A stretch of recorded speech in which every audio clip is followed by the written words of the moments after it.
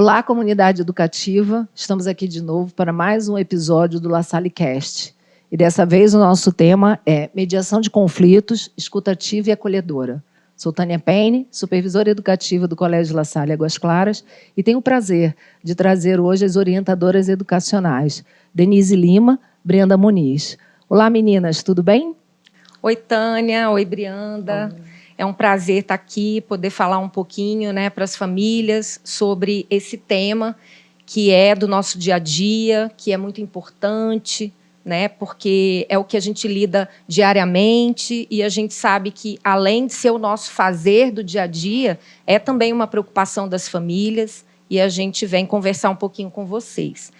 Eu atuo nos anos iniciais, ensino fundamental anos iniciais, no bloco B, e o nosso papel, a nossa função como orientadoras é de acompanhamento acadêmico e acompanhamento comportamental dos estudantes, além de presidir os conselhos de classe, atendimento a famílias, aos estudantes, também desenvolvimento dos projetos, que perpassam o ano todo, projetos que trabalham as relações inter e intrapessoais, projetos que trabalham hábitos de estudo, projetos que trabalham também, além da questão acadêmica, com temas transversais.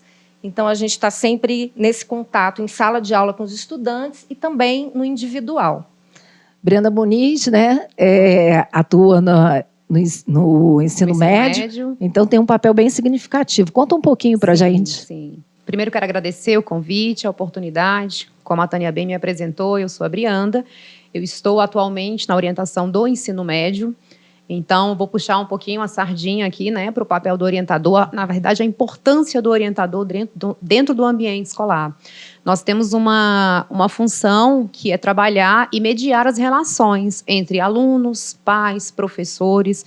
Também somos responsáveis aí pelo desenvolvimento, através dos projetos, como a Denise bem colocou, para compreender e ajudar os alunos naquele momento assim, da formação cognitiva, comportamental. Nos anos atuais, aí, a questão emocional vem muito latente. Também queria complementar, além desses projetos que a Denise já colocou, no ensino médio a gente tem algumas coisas mais específicas, A gente já está ali trabalhando com adolescentes, muitos deles, assim, na porta do mercado de trabalho, da escolha profissional. Então, lá a gente também desenvolve o projeto de vida, projeto Feira de Profissões, projeto de orientação vocacional, e a gente trabalha muito a autonomia desse aluno. Então, o orientador educacional ele tem um papel e uma função muito importante. Eu posso dizer que, assim, ele é responsável, se a gente fizer uma comparação ao corpo humano, por fazer pulsar o coração do corpo humano dentro da escola. Essa é a função, da orientação educacional. Muito bom. E aí, a gente já dando continuidade ao que você traz,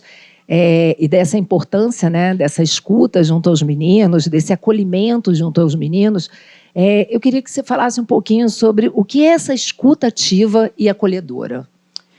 Escuta ativa e acolhedora, ela é fundamental em todas as relações, não só dentro do ambiente escolar. Quando a gente fala de uma escuta ativa, a gente tem que ter muito cuidado, porque não pode ser uma escuta ativa, a palavra junto. Uhum. É uma escuta ativa. Você tem que realmente parar o que você está fazendo, você realmente tem que dar importância para aquela informação que o aluno, a gente trabalha diretamente com o aluno, a problemática, o conflito, então você tem que dar atenção para aquilo que a pessoa que está ali conversando com você está trazendo. Então, você tem que parar o que você está fazendo, você tem que utilizar o coração, envolver as emoções. Muitas vezes a gente não tem que interromper. Às vezes a gente quer falar, eu sou uma pessoa muito comunicativa e eu falo muito com a mão e com os olhos. Então, quando eu vou atender, eu tenho que me policiar, porque às vezes a forma com que a gente se expressa, a gente bloqueia o que a pessoa quer trazer e que tem muita importância. Então, você tem que, naquele momento, parar o que você está fazendo, olhar nos olhos, acolher. Às vezes, se você sentir a necessidade, encostar na mão, entregar um lencinho. Na minha sala sempre tem um pirulito, você entrega um pirulito, acalma. Envolver a emoção, pensar bastante, porque assim, tem aluno que só está ali, pai, só para falar. Ele não quer que você tenha uma fala pronta no final, ele só quer falar. E, às vezes, ele precisa de um conselho, mas aquele não é o momento. Então, você tem que preparar a resposta, verificar se aquele é o momento de você fazer aquele intermédio, escolher as palavras que você vai usar E simplesmente, assim, não dá só a sua opinião. Você tem que se colocar no lugar do outro. Você tem que ter a empatia. Eu acho que é nesse momento que tem que ter a empatia. A gente não consegue sentir o que o outro está sentindo, mas a gente jamais pode desvalidar. A gente realmente tem que dar toda a importância. E é isso que o nosso adolescente sente. Muitas vezes eu atendo alunos que eles querem ser ouvidos, porque eles não encontram isso em outros espaços. E o simples fato de trazer a informação e ele se sentir acolhido, ele perceber que alguém teve a atenção de ouvir e de dar a importância, ele já sai da sala aliviado. Eu imagino, né, Brianda, como isso é importante, porque hoje em dia a gente, o tempo inteiro, né, com as tecnologias na mão, então a gente tem que tomar muito cuidado, né? E aí até serve de alerta para os pais, né, Denise? O que você, dentro dessa pontuação aí que a Brianda traz, o que você poderia estar falando para esses meninos que são dos anos iniciais? A Brianda tocou num ponto assim, crucial do nosso fazer, do fazer do orientador educacional, que é o exercício de empatia. A gente faz constantemente um exercício grande de empatia, porque essa escuta ativa, ela não é só você ouvir ali, né? É também você fazer esse exercício de se colocar no lugar da criança que está ali, né? E poder também acolher aquele sentimento que está vindo. Né? Porque muitas vezes o adulto, né, o ser humano, tem essa mania de julgar os sentimentos. E nesse momento a gente tem que estar isento desse julgamento, a gente tem que ouvir o sentimento, né, o que a criança traz, considerar aquele sentimento, que aquilo está gerando algum tipo de sofrimento, né, e depois fazer uma orientação baseada nisso. Então, assim, ouvir de pronto e já, como a Brianda falou, não é legal, e já dar uma orientação e já cortar aquela fala, não é o ideal. O ideal é você sempre considerar aquele sentimento, né? E canalizar aquilo, orientar de forma que a criança consiga, junto com as suas orientações ou com a orientação da família, buscar recursos para resolver aquele sentimento que está mal resolvido, que não está legal. Né? Então, você acha que é possível dar uma dica já para as famílias em relação a isso, quando a criança, né, em casa, junto com o pai, com a mãe, o que essas famílias também podem estar aproveitando esses momentos? Qual é a sua dica em relação a isso? A dica é, se for algum conflito, né, se a criança está externalizando algum conflito relacionado ao colégio, traga para a equipe pedagógica, que a gente vai saber identificar o que está perpassando ali naquele sentimento, a gente vai conseguir conversar com essa criança e fazer os encaminhamentos necessários, as orientações pertinentes. Né? A gente também pede para que não estimule, né, esse conflito em casa, que não oriente revide, né, porque a gente precisa trabalhar nessa cultura da paz, para a gente resolver os conflitos e não trazer um sentimento maior de ansiedade para aquela criança, para aquele jovem, para aquele adolescente. Então, assim, a gente está aqui para realmente sermos parceiras, né, das famílias. A gente sabe da confiança, né, que muitas já precisaram dessa parceria e tem na escola. Então, a gente agradece também. Mas tragam, porque a gente vai, né, fazer ali a identificação do que está acontecendo e os encaminhamentos necessários. E sempre dando esse feedback para a família, né, e a família também para a gente. Porque, às vezes, a gente resolve ali, né, ouve, dá os encaminhamentos, e não necessariamente aquilo foi totalmente resolvido. Então, por isso, essa parceria, né, de vir de novo, de nos alertar sobre alguma coisa que ficou pendente. Então, a gente agradece também que a gente faça esse tipo de parceria, né, de confiança, e a gente vai caminhando, né, dessa maneira. Vai resolvendo. E você falou uma palavra, né, bem importante, que é a cultura da paz, né? O quanto é importante, né, a gente ter esse ambiente dentro do colégio, né, e a gente favorecer essas relações de tranquilidade, de paz, né? Sim. E evitando esses conflitos que às vezes, né, vem algumas falas de casa e que a gente sabe que não é fala, né, da criança. Isso. E que isso, em vez de amenizar, atenua situações que a gente poderia estar resolvendo com mais facilidade, né? Sim, com certeza. E por isso a gente pede, né, que acalmem a criança, escutem e acalmem. E traga para a gente qual é a situação, né, que está ali mais difícil, e a gente vai fazer essa parceria e, dependendo, né, do conflito, do problema, a gente também vai orientar a família de como ajudar aquela criança a passar por essa situação. Perfeito. Porque os conflitos, eles são inerentes ao ser humano, né? Inclusive, eles são importantes para trazer aí um amadurecimento, né, para trazer uma relação verdadeira, né, para melhorar as relações. Então, às vezes, a tendência do adulto é pensar que o conflito sempre é ruim. Mas não, o conflito faz parte do desenvolvimento do ser humano.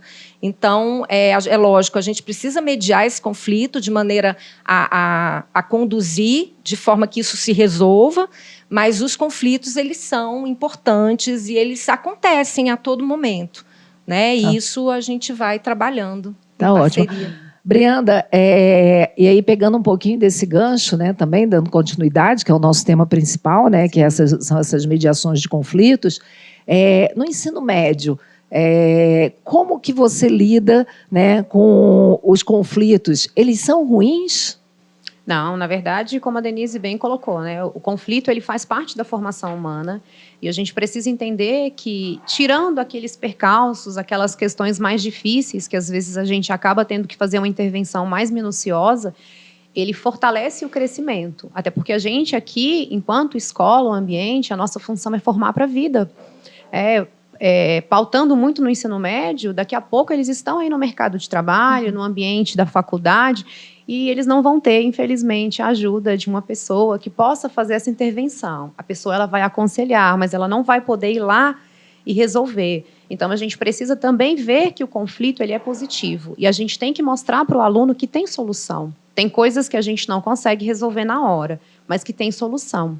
E aí, complementando, só porque eu acho importante a gente ressaltar, quando a Denise traz, né, quando o adolescente, quando a criança leva alguma situação para casa, a gente tem que validar. Então, eu escuto muitos adolescentes que chegam na minha sala muito frustrados e eu falo, você já conversou com alguém sobre isso? Para quê? Toda vez que eu falo, fala aí, eu estou ocupado, e a pessoa está mexendo no celular, ou a pessoa fala, não, me manda um áudio no WhatsApp, depois eu te respondo. A gente tem que ter muito cuidado, porque quando a criança ou o adolescente ele não tem um tempo de qualidade para ser ouvido, para ser escutado, ele vai buscar informações em outros ambientes, na internet, conselhos com outras pessoas, e aí é um caminho sem volta. E aí, muitas vezes, o conflito ele acontece porque a informação que ele buscou é uma informação que não é legal, que não tem um embasamento verdadeiro, que não tem valores, que não tem estrutura. E aí é nesse momento onde o ensino médio, né, o aluno do ensino médio, ele encontra muitos conflitos. A gente tem duas representações de alunos. O aluno antes da pandemia e o aluno depois da pandemia. Então, antes da pandemia, a gente tinha um aluno que a gente costuma brincar que é um aluno mais sólido. Então, ele tinha o problema, e claro, ele sofria, ele tinha dificuldade, porque, na verdade, são adolescentes, estão em formação, mas ele tinha resiliência de seguir. Hoje, a gente tem um adolescente que ele dilui um pouco mais. Então, quando ele tem um problema, ele tem a dificuldade, ele tem a frustração. E nós, enquanto profissionais de educação, enquanto pais, também sou mãe, a gente precisa compreender que, assim, a gente tem que ensinar os nossos filhos a enfrentar. E a gente só ensina quando a gente escuta. Então, a minha função ali dentro do ensino médio é muito mais isso, gente, é ouvir. Então, segunda-feira, eu falo que é um dia que eu preciso reservar na minha agenda para escutar os alunos. Então, assim, a cada meia hora eu tenho um aluno, posso falar com você? Posso falar com você? E a gente precisa entender, você pode ter uma outra coisa importante, mas se ele não fala com você naquele momento, ele pode buscar uma informação que não é legal. Ou pode ser tarde, né? Aquilo ali pode desencadear nele uma crise de ansiedade, ele pode buscar um conselho que não é positivo. Então, assim, a minha função enquanto orientadora do ensino médio, é muito mais de ouvir, de orientar, de ajudar. Tem coisas que a gente pode aconselhar diretamente ao aluno e resolver com o aluno, mas 80% das vezes a gente precisa acionar as famílias. A gente precisa buscar esse apoio da família para que, de fato, esse estudante ele tenha a ajuda que é necessária e tão fundamental nesse momento. E aí eu queria deixar um recado para os pais, principalmente de ensino médio. Daqui a pouco os filhos são adultos e aí a gente não vai ter a oportunidade de aconselhar. Então, se a gente não estabelecer agora uma relação de confiança, né, para que o nosso filho possa voar, mas sempre que ele sentir a necessidade, ele volte ali no nosso aconchego, busque o conselho e saiba tomar a melhor decisão. E que tenha a gente, né, como uma referência Positiva, né? Achei interessante que você falou da segunda-feira, né? O final de semana, né, é o momento que eles vão ter o contato, né, fora, vão para as festas, vão para outros ambientes. Sim. E aí é na segunda-feira que pipoca um pouco mais algumas questões, né? Então, assim, acho que é importante também, né? Você falou da segunda-feira na escola, mas seria importante, dando uma dica também para os pais, que eles tenham, né, um dia específico para eles poderem se reunir, fazerem um momento da refeição, conversarem, saber como é que foi o dia, o que eles fizeram, o que eles têm para contar, né? Tempo de sem qualidade, celular, né, Brianda? Nada de celular na mesa, né? Tempo de qualidade. Isso. Eu acho que isso é super significativo. E, Denise, essa saúde emocional dos meninos também, dos pequenos, né, porque vem começando desde os pequenos, a gente também já vê alguma questão mais de ansiedade deles? O que a gente pode também estar trazendo como informação e também como orientação para essas famílias? Sim, a gente vê essa ansiedade presente em muitos momentos. O contato com a escola, né, com o novo, começa na escola. A questão da convivência com outras crianças, com culturas diferentes, né, com pensamentos diferentes, até a questão da educação, né, de cada família, que tem diferenças. Quando a criança entra na idade escolar, né, no espaço escolar, e começa a perceber essa diferença, os conflitos vão aparecendo, né? Então, como esses conflitos vão aparecendo nessa idade, desde pequenininhos, a gente já vai fazendo esse acolhimento, essa escuta, e a gente vai acalmando essa ansiedade, porque a ansiedade realmente ela sempre está mais presente, como a Brianda bem colocou, com relação à pandemia, né? Pós-pandemia, a gente sente isso. A gente sabe que foi uma situação que ninguém esperava, né? Que pegou todo mundo de surpresa e que, com certeza, a educação ficou aí bem sobrecarregada, né? Inclusive os pais em casa, com as crianças em idade escolar, com muita energia, né? E dentro de casa, na frente de um computador. Tudo isso, com certeza, gerou alguns sentimentos e que a gente hoje percebe algumas inseguranças, né, ansiedades, e a gente vai trabalhando em parceria. E é importante também falar um pouquinho sobre a questão desses conflitos e como eles surgem e eles se intensificam numa idade entre 9 e 12 anos. Né? Então, eu recebo algumas famílias lá e falam assim, nossa, Denise, mas como intensificou isso? Eu não via isso antes. Por que está acontecendo mais conflitos? Né? Meu filho ou minha filha ficam mais nervosos nessa faixa etária. Né? Então, é onde começa o amadurecimento. Né? As crianças começam a mudar as preferências, a mudar as prioridades, né? As brincadeiras já não são mais as mesmas. E, da mesma forma, vão experimentando outras relações de amizade. Então, aquele grupinho, né, que já vinha desde o bloco A, da educação infantil juntos, já não é mais o ponto de afinidade daquela criança. Então, ela troca, ela experimenta outras amizades, e isso pode gerar conflitos. Né? Porque o outro, né, a outra criança pode se sentir colocada de lado, pode haver uma questão de ciúmes aí também.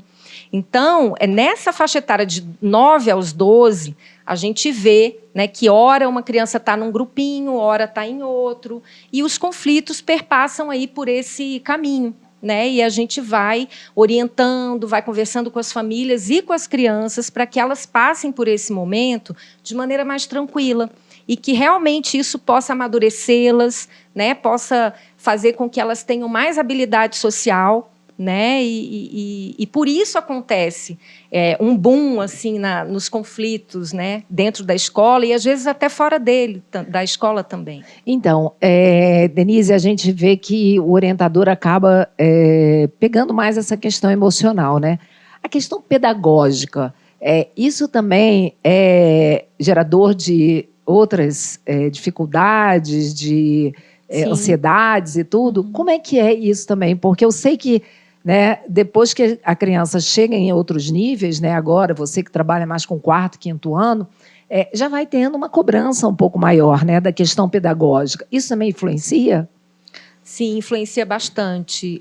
A gente sabe que o 4º ano, por exemplo, é um ano de muito conteúdo novo e mais abstrato, né? A criança sente um pouco essa virada do 3º para o 4º ano. E, principalmente, se a gente não mediar os conflitos que estão ali, os sentimentos que estão ali, isso pode influenciar na aprendizagem da criança. Então, quando a criança está muito agitada, quando está muito ansiosa e traz isso para a escola, uma coisa está diretamente ligada à outra. Não existe aprendizagem tranquila se a criança não estiver preparada e num ambiente tranquilo para a aprendizagem. Então, isso, com certeza, reflete na aprendizagem. E a aprendizagem também, quando a criança está com dificuldade de aprendizagem, pode refletir também na questão do emocional. De gerar conflitos a partir disso, de gerar conflitos, inclusive, na relação com o professor, que também acontece. A gente está falando só de conflito entre os pares, entre eles, mas existe também, às vezes, algum conflito, alguma situação que não ficou bem resolvida, que gerou algum sentimento que não foi legal. E a gente também faz essa ponte para a gente resolver. Isso é associado também à questão da empatia, né? Como é importante, né, isso, porque, de fato, às vezes a gente tem uma relação mais fácil com um professor, com o outro a gente já tem uma dificuldade maior, né? E aí eu trago isso até visando o ensino médio, porque tem uma outra questão aí muito significativa, que é a preparação para os exames externos, né? Então, como é isso dentro desse cuidado também da gente ter essa escuta ativa com eles e da gente ter essa mediação também com os meninos? Sim, dentro do ensino médio o relacionamento é tudo. Ele conta desde a relação dele com o colega, com o professor, com a coordenação e principalmente com os pais. Quando você traz essa questão da escolha da carreira profissional, a resposta dos pais, então, assim, a opinião, ela tem um peso muito grande. E a gente percebe que os alunos, eles ficam muito confusos nesse momento, porque eles não querem causar frustrações na família, decepções. E a gente precisa ter muito cuidado nesse momento, de entender que, na verdade, o nosso filho ele precisa ser feliz. O objetivo é que o estudante seja feliz. Então, eles são jovens, eles vão passar diferente da gente, que não tinha uma transição de carreira, A gente escolhia uma profissão e seguia aquela profissão por toda a vida. Hoje a gente tem um jovem que ele transita na carreira. E isso é positivo e a gente precisa dar essa voz ao estudante. A gente pode orientar, olha, essa profissão, colocar o pós, o contra, mostrar aquilo que vai ser legal, aquilo que não vai ser legal, os obstáculos que ele vai enfrentar. Mas essa decisão precisa partir do aluno. Porque senão depois ele não vai fazer de uma forma bacana, ele não vai concluir, ele não vai ser feliz e automaticamente ele vai ser uma pessoa frustrada, uma pessoa que vai ter dificuldades de relacionamento na vida adulta, uma pessoa que vai ter dificuldade, muitas vezes, assim, de controlar as emoções, até mesmo de identificar essas emoções e como ele vai conduzir. E lá então, vai a gente cair de novo na questão de conflitos, Exatamente. Então, o conflito, ele é muito importante, ele faz parte, na verdade, a escola, ele é um palco de conflitos, é uma diversidade, até porque aqui tem uma pluralidade. Aqui a gente tem alunos que defendem um valor que ele recebe em casa, a gente tem alunos com várias culturas, a gente tem aluno com vários interesses e famílias também. E isso tem que realmente ser respeitado e a gente precisa entender que esse novo faz parte. E que vivenciar esse conflito, ele é importante, ele é significativo, ele é construtivo na vida do adolescente, falando em especial nesse momento desse público. Então, e aí a gente, Denise, fala um pouquinho de que eu acho que tem esse gancho aí dentro desse tema, que é essa diferença entre os conflitos pontuais, o bullying e o cyberbullying, Então, como é isso para você? Qual é essa diferença entre essas questões? Isso é extremamente importante. Por quê? O conflito pontual, ele é um conflito, um problema, uma situação mal resolvida, pontual, que aconteceu e que a gente vai resolver. Vamos ouvir primeiro, vamos identificar qual é o problema e aquilo vai se resolver. Entre as partes, existe um momento que as crianças também elas se resolvem, que, aliás, é importante ressaltar que a criança se resolve com muita facilidade, né? Ela tem um coração aberto, coração puro, para pedir desculpas, para receber essas desculpas de maneira bem verdadeira, né? Ao contrário dos adultos, que somos mais complicados nessa questão, a criança ela é muito tranquila para isso, né? Então, realmente, no conflito pontual, acontece dessa maneira e aquela situação é resolvida. Uhum. Numa situação de bullying, é importante ressaltar que é uma coisa que acontece sistematicamente com aquela criança ou com aquele grupo, né? Então, são provocações, são situações de violência, seja física ou verbal, mas que acontecem sistematicamente com o objetivo de provocar dor, de provocar sofrimento, né? Então, essa é a diferença de um conflito pontual para um bullying ou um cyberbullying, que também é uma provocação sistemática, só que utilizando redes sociais, a internet, né? E que também é bem comum hoje em dia, quando a criança tem acesso, ou o jovem e adolescente, à internet. E hoje todos eles têm acesso, né? Hoje tem tudo assim na palma da mão, né? A tecnologia está ali fácil, né? Então, eu acho que também é importante, né, a gente ressaltar o acompanhamento dos pais em relação àquilo que os meninos estão vendo, né, no celular, vendo no YouTube, né, vendo nesses programas, né, até jogos, né, eletrônicos e tudo. Então, eu gostaria que vocês falassem um pouquinho sobre isso, que eu acho que é um tema tão significativo, né, dentro desse contexto. Assim, o pai ele precisa entender que a gente fala muito da questão da privacidade. A privacidade ela precisa ter limite. Quando a gente fala de um adolescente, vamos colocar ali até 18 anos, se ele está, né, sendo conduzido por um pai, por um responsável, ele precisa ter a sua vida supervisionada. Eu concordo, né, quando alguns alunos trazem, poxa, entra, mexe em tudo. Algumas coisas têm limite, mas outras são necessárias. Então, quando a gente percebe um comportamento, uma mudança de comportamento, a gente tem que estar muito atento aos sentimentos dos nossos filhos. Então, se você percebe que ele está mais calado, que ele está mais reservado, que ele está mais tímido, o primeiro passo é você conversar, é você tentar ouvir, trazer e, muitas vezes, se necessário for, até conduzir para um profissional que possa ajudar ele.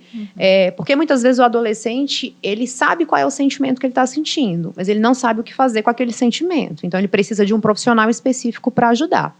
Voltando para essa realidade do pai, quando o pai percebe e não consegue atingir um aluno, não consegue ouvir, a gente precisa realmente começar a acompanhar o que ele está vendo nas redes sociais, acompanhar o que ele pesquisa, né, ter acesso à questão das ligações. Por que ele fica tão tarde, até tão tarde falando ao telefone? Com quem ele conversa? No jogo online, quem é aquela pessoa que está do outro lado? Você sabe o que ele está falando? Né? Você sabe por que ele pesquisou determinado assunto? Então, a gente precisa ter essa liberdade, até mesmo quando você leva o seu filho para uma festa. Então, assim, conhece a família? Quem é que vai estar aí? Gente, desce, dá uma olhada no ambiente, percebe se aquele ambiente vai ser favorável para o seu filho, se está, né, ali dentro dos valores que vocês têm dentro de casa. A gente precisa ter essa relação. E também fazer os combinados. A gente tem que falar não. Quem ama, fala não. Quem ama, cuida. Então, se você chegar no espaço, você perceber que aquilo ali não é para o seu filho, meu filho, infelizmente, você não vai ficar. Então, assim, ele vai ficar chateado, ele vai ficar incomodado. Mas quando você conversa e quando você explica para ele os motivos, ele vai entender em algum momento. E isso é fundamental. E muitas vezes a gente percebe assim, os meninos... As famílias não têm esse controle, né? Não sabe com quem ele está saindo, quem frequenta aquela festa, com quem ele está conversando na internet. A internet, gente, é uma ferramenta de extrema importância, fundamental, né? As tecnologias hoje digitais, a gente não consegue mais viver sem. Mas, assim, o adolescente e a criança precisa ser supervisionada, desde o que ele acessa até o tempo que ele acessa aquele material. Verdade. Aí eu acho que Denise tem um pouco para falar disso, Sim. né? Que a gente tem escutado tanto, né? Tem até um livro sobre filhos do quarto, né? Como também fazer essas intervenções, Denise? Fala um pouco para a gente. Em primeiro lugar, né, é importante falar em relação à criança. Né? No bloco B, a gente tem uma norma no colégio que é a proibição do celular até o 5º ano. Por que isso? Porque a criança nessa faixa etária ainda não tem maturidade e discernimento para lidar com as redes sociais. Então, essas relações nas redes sociais, elas precisam de um pouco mais de amadurecimento, né? Então, por isso é que a gente não recomenda que as crianças estejam em grupos de WhatsApp, a gente não recomenda que as crianças estejam jogando esses jogos online sem supervisão, estejam participando de redes sociais sem supervisão, porque isso realmente pode ocasionar um problema grave, né? Inclusive, o contato dessas crianças com pessoas desconhecidas, que a gente sabe que às vezes acontece. Né? Então, o dizer não nesse momento, e aí com a criança a gente nem vai falar muito de privacidade, né? Porque com criança realmente a gente precisa, inclusive, combinar, deixar bem claro para a criança de que a família vai supervisionar, porque é necessário, porque, né, eles ainda estão numa idade que isso é importante fazer. É papel fundamental da família, né? É fundamental, né? E deixar isso muito claro e a criança entender isso como um cuidado, né? Como realmente um cuidado, o amor, né? Como uma proteção, um acolhimento necessário. Aí, quando essa criança chegar realmente numa idade, né, maior e tiver uma maturidade maior, naturalmente ela vai poder já, né, entrar nesse meio das redes sociais aí de forma muito mais equilibrada, né, que vai gerar muito menos problemas e conflitos, e por isso que a gente recomenda. E é interessante, né, porque esses grupos de WhatsApp, né, que você fala, não só entre as crianças, mas às vezes até entre os grupos dos próprios pais, né, acaba gerando às vezes conflitos, porque cada um tem uma realidade, cada um acredita de uma forma, também reforça coisas que, né, é só da família dele, de outras famílias pensa de forma diferente. Então, o quanto que é importante a gente falar disso, né? Queria complementar aqui, né, Denise? É importante que os pais entendam que os filhos, eles são assim, como uma espécie de um rio. Então, sempre que a gente perceber que aquela margem ali, ela está excedendo, a gente tem que fazer contenções. E a gente só consegue fazer essa contenção se a gente, de fato, supervisionar. Seja a idade que for, o filho precisa ser assistido, precisa ser acompanhado. Né? Então, acho que isso é muito legal a gente estar trazendo, porque a gente escuta muito, né? Então, às vezes o pai vai ouvir isso aqui e vai falar, poxa, mas ela nem está aqui para saber como funciona. Mas a gente escuta isso. É o que eu escuto diariamente. Então, os meninos, eles acabam, às vezes, sentindo falta de ter alguém que chama a atenção, né? Que fala, que briga, fala, poxa, que dê limites, né? Eles precisam de limite. O limite faz total diferença para que ele se sinta realmente amado e acolhido. E também quando você, Tânia, toca no assunto dos grupos, né, de WhatsApp, que nós adultos usamos tanto, a gente sempre tem o grupo da família, né, tem o grupo dos espaços que a gente convive. Então, é importante a gente lembrar sempre que a gente educa muito mais pelo exemplo do que pelas palavras.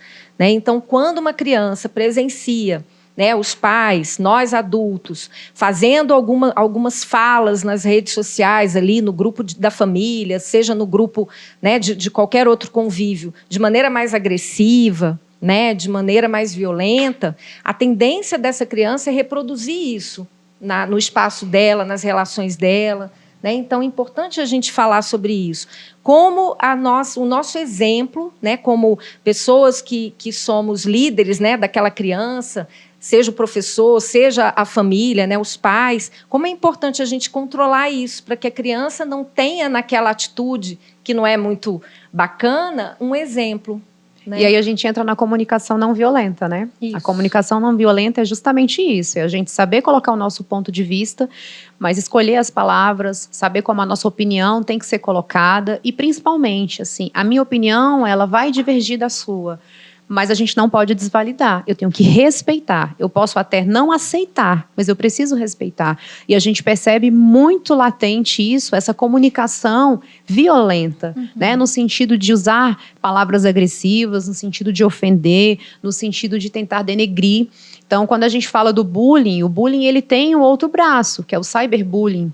E a gente tem que tomar muito cuidado, porque como hoje eles têm muito acesso a essas mídias sociais, eles têm usado isso de uma forma muito descontrolada. descontrolada e utilizando de comunicação violenta. A gente precisa muito bater no martelo. A gente deve, eu falo isso muito para os meninos, né?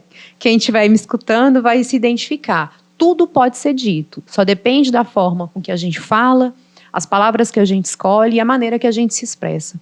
Então, isso precisa ficar bem claro, e não é só na relação entre as crianças, é na relação entre pai e mãe, os filhos, família e escola, porque como a Denise bem colocou, eles vão seguir o quê? O exemplo. Exato. Antigamente a gente, né, colocava muito para os pais, né, porque há divergência, né, entre o pai e a mãe na educação do filho. Sim. E aí a gente muitas vezes colocava isso. Olha, quando for falar, não fala perto da criança, né? Fala naquele momento que vocês estão dentro do quarto, vocês dois e tudo, né? Hoje a gente tem que orientar para não fazer isso nos grupos de WhatsApp, né? E evitar esse tipo de comentário ali naquele momento da reunião familiar, né? Tomar muito cuidado também com as notícias que saem na televisão, né? Televisão hoje também, os jornais e tudo, eles estão trazendo muitas notícias que são pesadas, violentas e tudo. E a criança, muitas vezes, ela ainda não tem esse discernimento, né? Então, aquilo entra de uma forma muito pesada para eles, Tem né? que ter uma censura. Dá um medo, né? Dá um pânico, dá Isso. né? Eu acho que isso aí, acho que você viveu isso, né, Denise? Isso é muito importante. Por quê? Porque vai mexer com o emocional da criança, ao ponto de causar até uma crise de ansiedade, por exemplo, né? Porque, como você estava falando, não se tem ainda a maturidade para absorver determinadas notícias, né? Então, isso pode provocar, sim, pode desencadear medo, pânico, crises de ansiedade. Então, a gente tem que filtrar. A gente tem que ter esse cuidado. A criança não tem ainda o emocional trabalhado para receber algum tipo de informação, de notícia, porque ela ainda está naquele universo mais fantasioso, né? Então, ela traz esse medo, e a função da gente, de nós adultos, é justamente fazer o contrário. É acalmar, né? É tranquilizar, porque tem alguns problemas, algumas situações que nós adultos que vamos direcionar, né? Que vamos cuidar, vai mediar, né? que vamos mediar, e a criança, nesse momento, ainda não tem estrutura emocional para isso.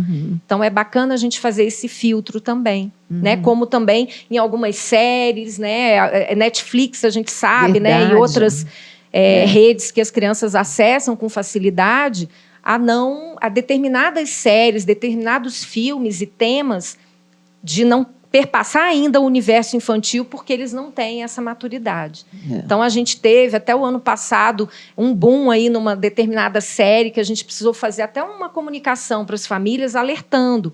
Às vezes, a família não sabia que a criança estava tendo acesso àquele conteúdo, né, por algum problema de filtro, enfim, não tinha acesso, ou então a família não tinha a consciência de que aquilo poderia provocar um mal grande emocional. Ou às vezes sabe, né, que está assistindo, mas não teve tempo para parar, para ler, para ver a questão ali da idade indicativa. A gente precisa, o que está por trás daquele conteúdo, né? Então, mais uma dica dentro desse nosso bate-papo, eu acho que é isso, né? É sentar também com seu filho para poder assistir alguma coisa que ele está trazendo de informação, para também que a família possa ver se aquilo é adequado ou não.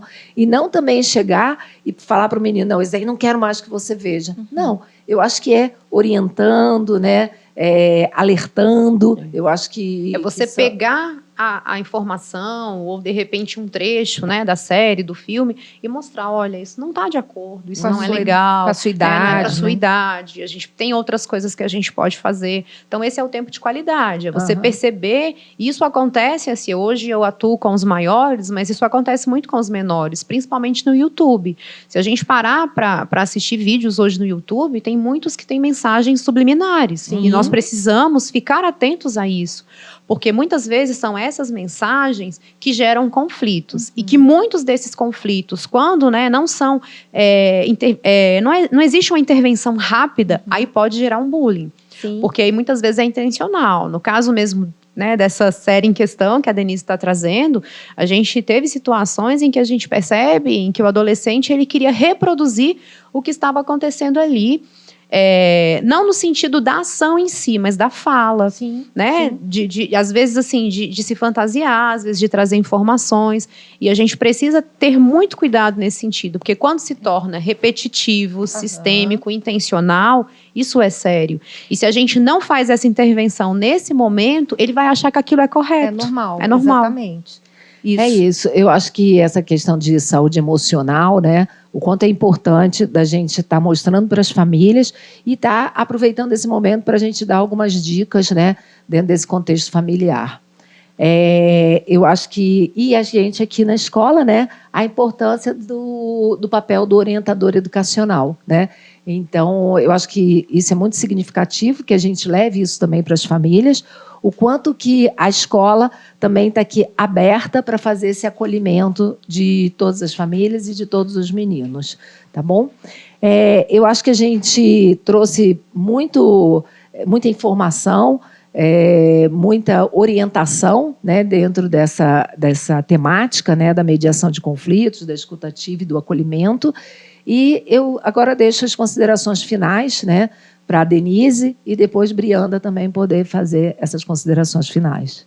Bom, então, Tânia, a gente sempre tem em mente o seguinte: essa ponte da família com a escola, né, no momento que a criança se sente mais à vontade de abrir em casa algum sentimento que não está legal, né, em vez da família fazer já o juízo de valor daquilo, traz para a gente, né, a gente só entende educação com parceria.